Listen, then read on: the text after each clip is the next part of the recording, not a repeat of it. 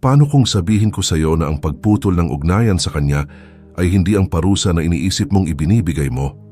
Maaring iniisip mong ang pagiging no contact ay dudurog sa kanya, na ang katahimikan ay aalingaw-ngaw sa kanyang dibdib at babasag sa kanya. Pero ito ang masakit na katotohanan. Karamihan sa mga babae inaasahan na yan. Nakita na nila ito, pinaghandaan pa nga nila.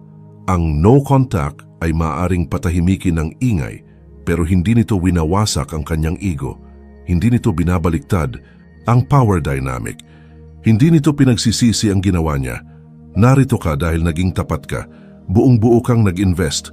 Binigay mo ang tiwala mo, ang oras mo, at ang enerhiya mo. At nang talikuran ka niya, hindi lang niya iniwang mag-isa ka. Iniwan kanyang nagdududa sa halaga mo. Hindi yan sugat. Yan ay paggising. Ang video na ito ay hindi tungkol sa mababaw na paghihiganti. Hindi ito tungkol sa pagmamakaawang bumalik siya. Ito ay tungkol sa pagiging lalaking. Ang katahimikan ay hindi lang kawalan ng salita, kundi presensya ng kapangyarihan. Lalampas tayo sa simpleng no contact. Babaguhin natin ang takbo ng isip mo, itatayo ulit ang pundasyon mo at gigisingin ang puwersang nasa loob mo na magpapaisip sa kanya kung bakit ka pa niya binitiwan. Ito ang Marcus Aurelius Tagalog at ngayon ipapakita namin sa iyo kung paano durugin ang kanyang ego nang hindi mo man lang kailangan igalaw ang daliri mo. Kung sawa ka ng multuhin ng alaala niya, kung handa ka ng durugin ang ego na dumurog sa iyo, pindutin mo ang like button, mag-subscribe, i-on ang notifications at mag-comment sa baba. Babangon ako mula sa pagtanggi. Ngayon, palalalimin, pa natin puwana. Sunugin ang ilusyon una. Sunugin ang ilusyon. Hindi mo siya ang iniiyakan mo. Iniiyakan mo ang ideya niya, ang pantasyang ikaw mismo ang lumikha, ang bersyon niya na sa isip mo lang talaga nabuhay. Yung babaeng nagsabi ng tamang mga salita, humipo sa kaluluwa mo, marahil nangakong habang buhay. Pero yung babaeng yon, isa lang siyang proyeksyon, isang maskara, binuo mula sa katapatan mo, pag-asa mo, at pananabik mong may isang tao na sa wakas ay makakakita at hindi ka iiwan. Pero ano ba talaga ang ginawa niya? Umalis ba siya ng walang paliwanag? Binigyan ka ba niya ng paunti-unting atensyon, kunwari biktima, tapos tumakbo sa ibang lalaki habang sugatan ka pa? Hindi yan pagmamahal, hindi yan katapatan. Yan ay ego. At tuwing binabalikan mo ang mga lumang mensahe o kinakapitan mo ang mga alaala kung saan tila iba siya, pinapakain mo ang ilusyon, inaangat mo pa rin siya sa pedestal na matagal na niyang hindi nararapat. Ito ang unang hampas sa ego niya. Kailangan mong sunugin ang pedestal. Sa bawat ulit na binubuhay mo ang pantasya, binibigyan mo siya ng kapangyarihan. Kinukumpirma mo ang halaga niya. Pinananatili mo siyang mataas sa isipan mo. At habang patuloy mong tinitingnan siya bilang kakaiba, espesyal at isang taong nawala sa iyo, panalo siya. Ang isang stoic na lalaki, nakikita ang mga bagay sa kung ano talaga sila, hindi sa kung ano ang gusto niyang maging ito. Kailangan mong bitawan ang imaheng sinamba mo. Yung pantasya ay ang kulungan mo. At kapag tumingin ka na sa kanya ng walang emosyon, makikita mo ang mga kapintasan na binaliwala mo, ang mga pattern na pinatawad mo, ang mga pulang bandila na pininturahan mong puti. Hindi siya ang soulmate mo. Isa siyang guro. At ang aral, tigilan mong mahalin ang potensyal, tigilan mong gawing romantiko ang kaguluhan, simulan mong igalang ang sarili mo nang higit pa sa pagkakabit mo sa kanya. Sunugin ang ilusyon. Sa mga abo, makikita mo ang katotohanan. Hindi niya sinira ang puso mo. Ibinunyag lang niya kung saan ka walang hangganan. Maging hindi maabot ang no contact ay basic lang, pinakapayak. Kahit sinong lalaki kayang maglahong pisikal, i-block siya, i-mute siya o talikuran siya. Hindi yan kapangyarihan, default lang yan. Kung talagang gusto mong durugin ang ego niya, kailangang mas malalim pa. Kailangan mong maging hindi maabot, hindi lang ng mga daliri niya, kundi ng impluensya niya. Ibig sabihin, walang emosyonal na tagas, walang Instagram story na para sa kanya, walang quotes na may patama, at lalong walang maliliit na mensahe na parang humihingi ng pansin para mapansin ang bago mong sarili. Dahil ito ang totoo, kapag alam niyang may pakialam ka pa, kontrolado ka pa rin niya. Kung kaya ka pa rin niyang patamaan gamit ang katahimikan, isang cryptic post o simpleng paglitaw ng pangalan niya sa notifications mo, panalo siya. At ang isang stoic na lalaki, hindi naglalaro para matalo. Para maging hindi maabot, kailangan mong itigil ang pag-react at simulan ang pag-master ng detachment. Hindi ito pagiging malamig, ito ay pagiging kontrolado. Hindi mo siya tinitingnan sa social media. Hindi ka nagtatanong sa mga kaibigan kung kumusta na siya. Hindi mo siya pinapaupahan ng libre sa utak mo. Binabawi mo ang iyong panloob na kuta dahil yon ang sinusubukan niyang pasukin. Hindi ang telepono mo, hindi ang bahay mo, kundi ang katahimikan mo't kapayapaan. Tandaan mo ito, ang mga babaeng sanay sa atensyon, ayaw sa kawalang pakialam. Hinahanap nila ang reaksyon kahit negatibo. Pero ang katahimikang walang bakas ng emosyon, yon ang pahirap. Doon nagsisimula ang mga paano kung doon nababasag ang ego, hindi dahil naglaho ka, kundi dahil nawala ang pakialam mo. Ang pagiging hindi maabot ay nangangahulugang wala siyang alam sa nararamdaman mo, iniisip mo o plano mo. At yang misteryo, yan ang nakakaakit. Nagiging ikaw ang hindi niya maintindihan. Ikaw ang tanong sa utak niya na hindi niya masagot. At kapag hindi ka na niya mabasa, doon siya nagsisimulang kabahan. Doon niya iisipin kung totoo bang may epekto siya sa'yo. Doon nagsisimulang bumaliktad ang timbangan. Doon ka nagsisimulang tumaas. 3. Paghariin ng katahimikan. Karamihan sa mga lalaki takot sa katahimikan. Tinuturing nila ito na parang waiting room.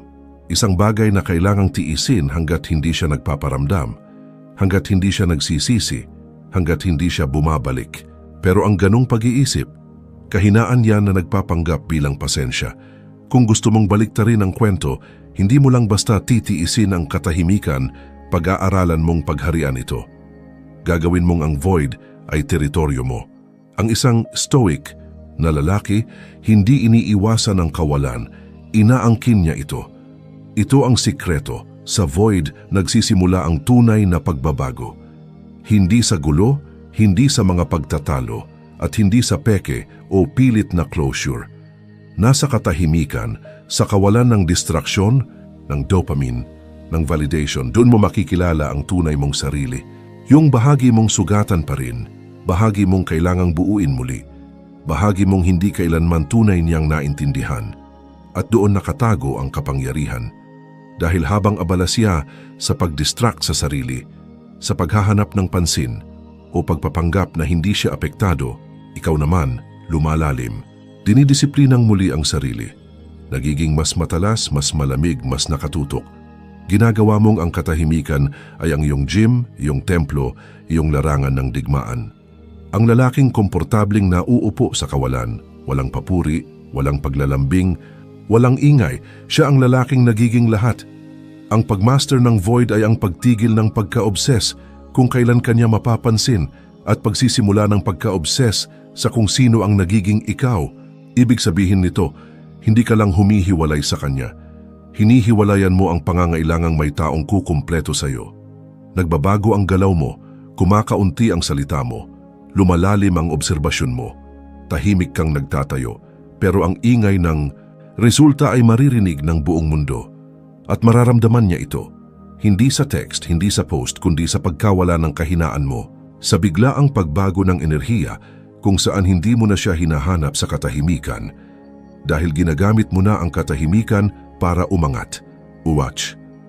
Ang epekto ng salamin, hindi mo nadudurog ang ego niya sa pamamagitan ng pagpapaliwanag.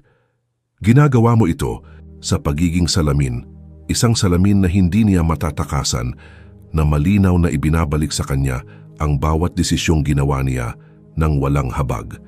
Karamihan sa mga lalaki naghahanap ng closure, gumagawa ng mahabang mensahe, ibinubuhos ang damdamin, sinusubukang ipaintindi sa kanya, pero hindi yan kapangyarihan, pagsuko yan. Yan ay paghiling ng validation at yan mismo ang nagpapalakas sa ego niya. Gusto mong yumanig ang mundo niya? Manahimik ka. Hayaan mong katahimikan ang magsalita. Hayaan mong ang mga konsekwensiya ang umalingaw-ngaw. Kapag tumigil ka sa paghabol at nagsimulang ibalik sa kanya ang enerhiyang ibinibigay niya, may nagbabago. Napipilitan siyang harapin ang sarili niya. Wala na ang atensyong ikinabubuhay niya. Patay na ang dramang ginamit niya para kontrolin ka. At ang natitira na lang ay ang mga desisyong siya mismo ang gumawa. At ang malamig, kalkuladong pagkawala mo na nakatitig sa kanya. Ito ang epekto ng salamin. Hindi ka na nagre-react. Nagsisimula kang maging mismong consequence, hindi dahil sa galit, kundi dahil sa paggalang sa sarili. Wala kang ibinibigay na pwedeng pagtalunan, baluktutin o sisihin, kundi ang sarili lang niyang mga kilos na ngayon ay bumabalik sa kanya. At ang lumalalim na pagkaunawang nawala niya ang isang lalaking nagbago, hindi para sa kanya, kundi dahil sa kanya. Doon nagsisimula pumasok ang pagdududa. Doon nagsisimulang mabasag ang kumpiyansa niya. Dahil sa totoo lang, inaasahan niyang bibigay ka, magmamakaawa ka, maghihintay ka. Pero kapag hindi mo ginawa yon, kapag tahimik kang nag-evolve na wala nang pakialam kung mapansin ka pa niya, doon niya mararamdaman ang lahat, pagsisisi, pag-usisa, at kawalan ng kapanatagan. At ang pinakamatindi, hindi mo siya pinilit.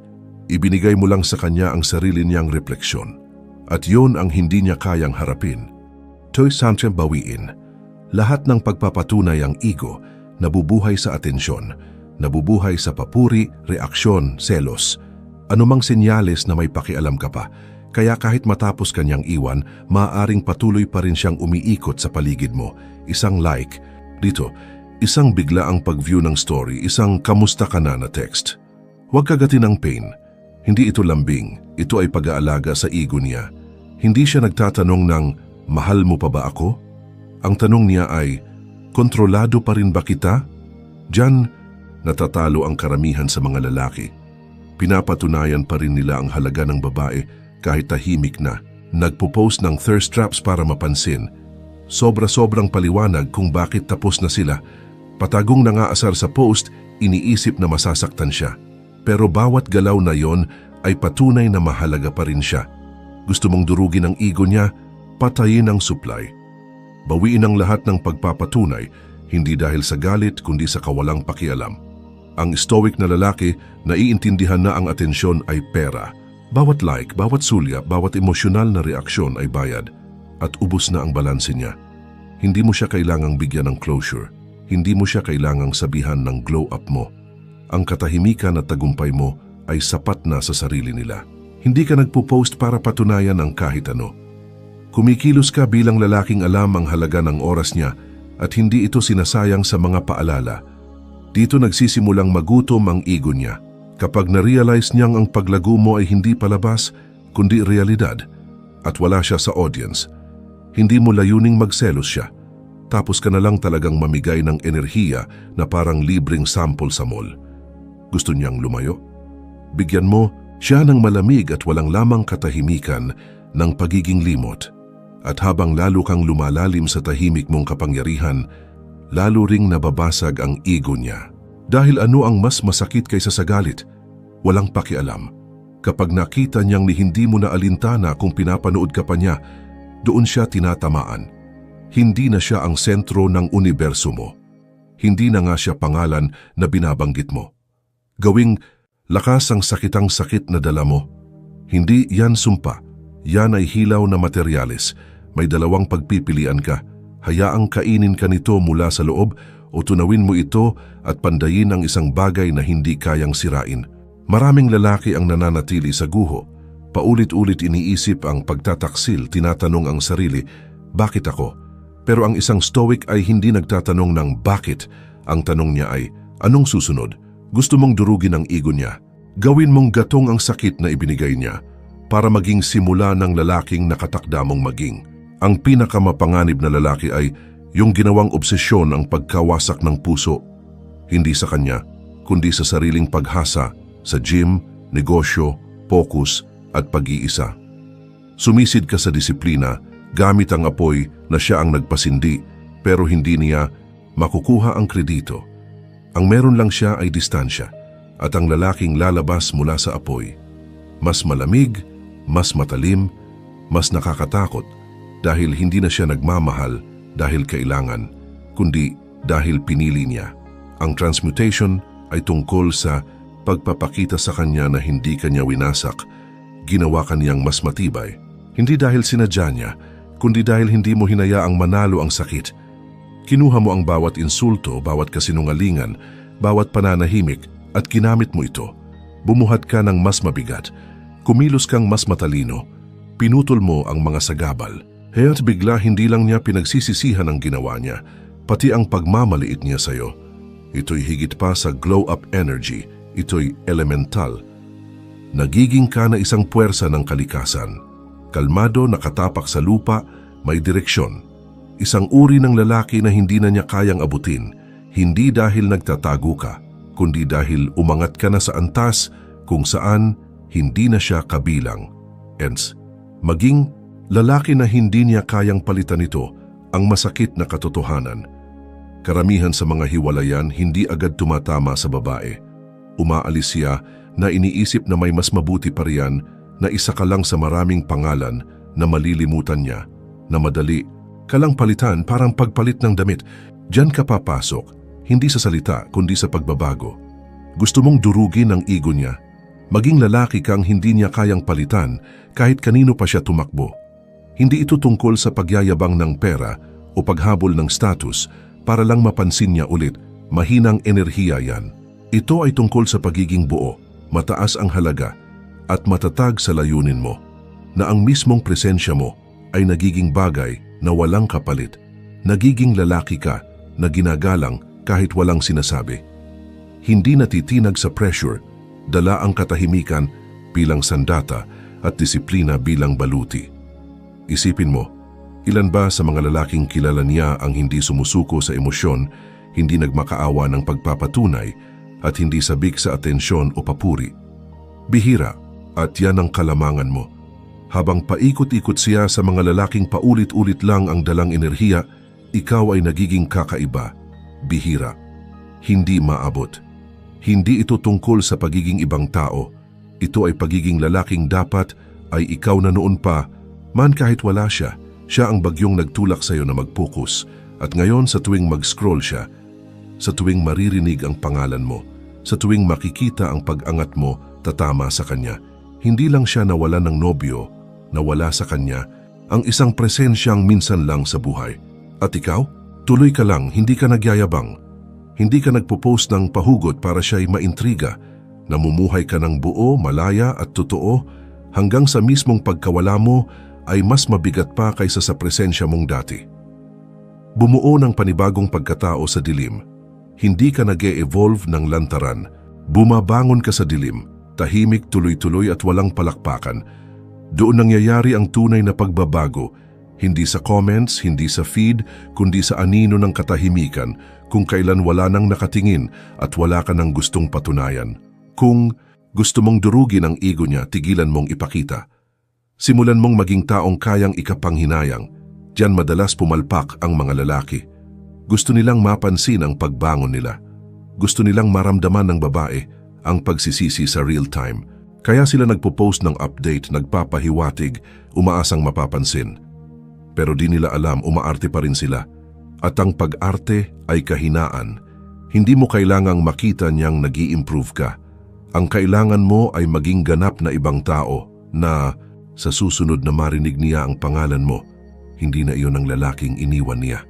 Ang isang stoic nagtatayo sa katahimikan, hindi para gumanti, kundi para muling mabuhay. Pinuputol mo ang mga sagabal. Nagtatayo ka ng bagong sistema. Nagiging disiplinado ka sa tulog, kalusugan at layunin mo. At ginagawa mo ito ng walang inaasahang papuri. Dahil kapag ang pagkatao mo ay nakaugat na sa kung sino ka talaga at hindi sa kung sino ang gusto mong mapabilib, wala nang makakayanig sa iyo. At heto ang irony. Kapag tumigil ka sa pagsisikap na mapansin, doon ka nagsisimulang mapansin. Mararamdaman niya ang pagbabago, hindi sa posts mo, kundi sa pananahimik mo, sa mga kwento ng mutual friends, sa liwanag, mong galing sa katahimikan at pag-unlad. Hindi ka na niya makikilala. At yan mismo ang layunin, hindi ito paghihiganti lang, isa itong muling pagkabuhay. At sa panibagong kabanatang ito, hindi na siya kabilang, ngunit Nikes. Hayaan mo siyang manood mula. Sa malayo, hindi mo kailangang i-block siya. Hindi mo kailangang magtago. Hayaan mo siyang manood mula sa distansyang hindi na niya kayang tawirin. Diyan mas matindi ang tama. Hindi ito pagiging petty, ito'y pagiging kalkulado. Nakapagbuo ka na muli, nakakalas ka na, hindi ka na niya mararating. At ngayon, nandyan lang siya, nakatingin sa labas ng bagong buhay mo. At alam niyang wala na siyang puwang dito. Tandaan mo, hinahanap ng tao ang mga bagay na hindi na niya kayang kontrolin. Noong madali kang maabot, binalewala niya ang presensya mo. Pero ngayon, kailangan niyang harapin ang katotohanang iniwan niya, ang isang bagay na hindi na maibabalik. At dito, nagsisimulang kainin ng ego niya ang sarili nito. Hindi dahil may sinabi ka, hindi dahil sinubukan mong pagselosin siya, kundi dahil naging lalaki kang akala niya'y hindi mo kayang maging. Ang lalaking hindi na kailangang aprubahan para umangat. Ang susi rito, subtlety. Hindi ka nagyayabang. Hindi ka nagpo-post ng pa-cute. Hindi ka nagpaparinig. Kumikilos ka ng may lakas. I-post mo ang project na nilaunch mo. Hindi ang gym selfie na naghihintay ng reaction niya. Ibahagi mo ang mindset mo, kapayapaan at progreso.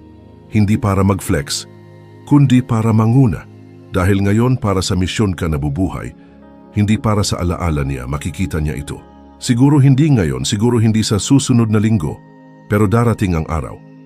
I-scroll niya, maririnig niya, maiintriga siya.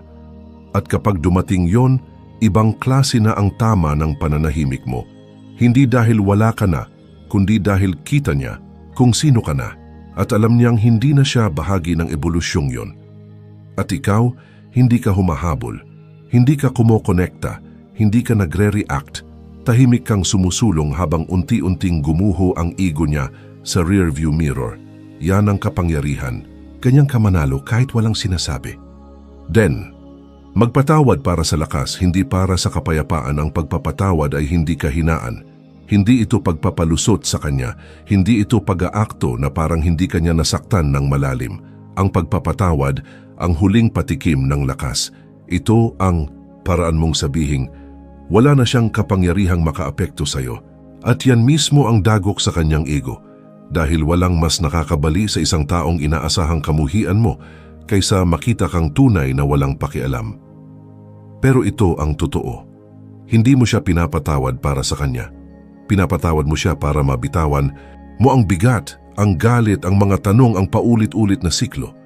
Dahil kapag patuloy mong kinikimkim ang hinanakit, nakakadena ka pa rin sa kanya. At yan mismo ang gusto ng kanyang ego, na manatili kang nakabaon sa loop ng puot, pagkahumaling at sakit. Ang isang matatag na lalaki ay pinipiling magpatawad, hindi dahil madali ito, kundi dahil ayaw niyang may umuupa sa isipan niya ng libre. Hindi ka nagpapatawad tapos makikipag-ugnayan. Hindi ka nagpapatawad tapos hahanap ng closure. Pinapatawad mo siya at tahimik kang umaalis, matatag, buong buo at walang hinihinging paumanhin. Inaasahan niyang magtatanim ka ng galit. Inaasahan niyang magwawala ka. Inaasahan niyang kamuhian mo siya habang buhay. Pero kapag tinapunan mo siya ng biyaya, kapag pinakita mong tapos ka na, hindi dahil sa galit kundi dahil sa paglago, doon niya mararamdaman. Doon siya tatamaan ng pagsisisi na parang suntok na hindi niya inaasahan. Ito ang kabuuan, ang huling eksena. Hindi ka mapait, mas mabuti ka na. At ngayon hindi lang siya wala sa buhay mo, wala na rin siya sa isip mo. Ganyan ang tunay na pagbitaw, ganyan ang totoong paghilom. Bumangon ka, hindi para maghiganti, hindi para sa palakpakan, kundi dahil pinili mong hindi na hayaang basagin ka ulit ng kahit sino. Nakarating ka sa dulo. At malaking bagay na yon, hindi ka nandito para malugmok, hindi ka nandito para humabol. Nandito ka para bumangon, muling buuin ang sarili. At maging kung sino ka talaga. Hindi ito tungkol sa kanya, hindi talaga naging tungkol sa kanya. Tungkol ito sa iyo, sa pag-alala kung sino ka nga ba. Kapag tumahimik na ang ingay at nahulog na ang mga maskara, akala mo sapat na ang no contact. Ngayon alam mo na ang tunay na hakbang ay maging untouchable. Kaya hayaan mo siyang magtaka, hayaan mo siyang mag-scroll, hayaan mo siyang malunod sa katahimikang ikaw ang may kontrol. Habang naglalaro siya, ikaw ay nagchichess. Habang naghahanap siya ng papuri, ikaw ay naghahanap ng kahulugan. At habang siya ay lumilingon, ikaw ay lumalakad paabante. Hindi ito tungkol sa paghihiganti. Tungkol ito sa hindi na muling maging ganoon kakaliit at kahina-hinaing muli. Tungkol ito sa pagiging lalaki na hindi kailangang piliin dahil pinili na niya ang sarili niya. Ito ang panahon mo. Panahon ng katahimikan, focus at matibay na respeto sa sarili. Dalhin mo ito ng may disiplina, ipakita mo ito sa gawa at huwag mo nang hayaang ipagkamali ng kahit sino na ang access ay katumbas ng halaga. Hindi ka mapait, hindi ka wasak, ipinanganak kang muli.